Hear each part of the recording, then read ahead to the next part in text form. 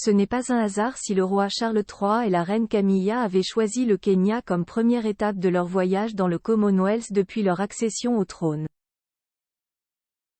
Nous sommes tous deux très fiers de renouer les liens entre le Royaume-Uni et le Kenya, un pays qui revêt depuis longtemps une signification particulière pour ma famille, a-t-il déclaré, faisant référence au voyage effectué en février 1952 par la princesse Elisabeth qui apprit alors la mort de son père George VI qui la faisait reine.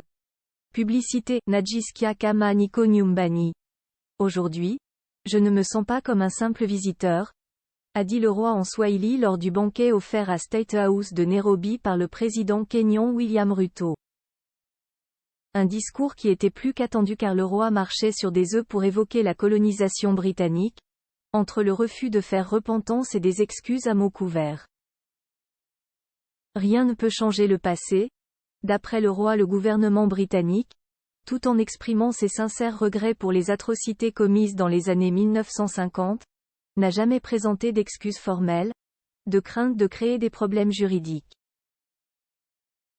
Cependant, Charles III est allé plus loin que ce à quoi les observateurs s'attendaient, forcément avec l'accord de son Premier ministre Rishi Sunak. Le roi a reconnu que rien de ce qu'il disait ou faisait ne pouvait changer le passé, mais il a exprimé le désir d'être un architecte du futur. Il s'est dit déterminé à profiter de sa visite de 4 jours pour approfondir sa propre compréhension de ses torts et rencontrer ceux dont la vie a été brisée, soulignant que malgré l'intimité de l'histoire commune des deux nations, nous devons également reconnaître les moments les plus douloureux d'une relation aussi longue et complexe. Les actes répréhensibles du passé sont la cause de la plus grande tristesse et du plus profond regret.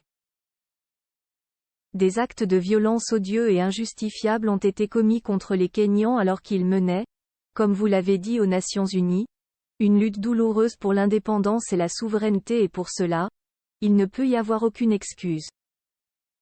En revenant au Kenya, il est très important pour moi d'approfondir ma propre compréhension de ces torts et de rencontrer certains de ceux dont les vies et les communautés ont été si gravement touchées.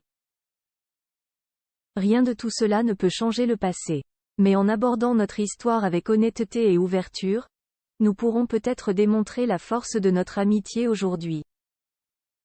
Et ce faisant, nous pourrons, je l'espère, continuer à nouer des liens toujours plus étroits pour les années à venir. Notre tâche est de devenir les architectes du futur, le roi a cité le premier président du Kenya, Jomo Kenyatta, qui avait déclaré « Nos enfants pourraient en apprendre davantage sur les héros du passé. » Notre tâche est de devenir les architectes du futur. Avec tact et son sens affirmé de la diplomatie, le roi Charles III a su calmer les ardeurs de ceux qui exigeaient des excuses pour la répression brutale menée par la Grande-Bretagne lors du soulèvement Momo dans les années 1950, et qui menaçaient d'éclipser la visite royale dont le programme s'est poursuivi par des étapes consacrées à la biodiversité, la protection de la faune et la flore. Neil Wigan, le haut-commissaire britannique au Kenya, s'est réjoui que la plupart des Kenyans se sentent davantage concentrés par l'avenir de leur pays et ne cherchaient pas de mea culpa pour les abus de l'ère coloniale. La plupart étaient simplement ravis que le roi ait choisi ce pays pour sa première visite dans un État du Commonwealth, a-t-il déclaré.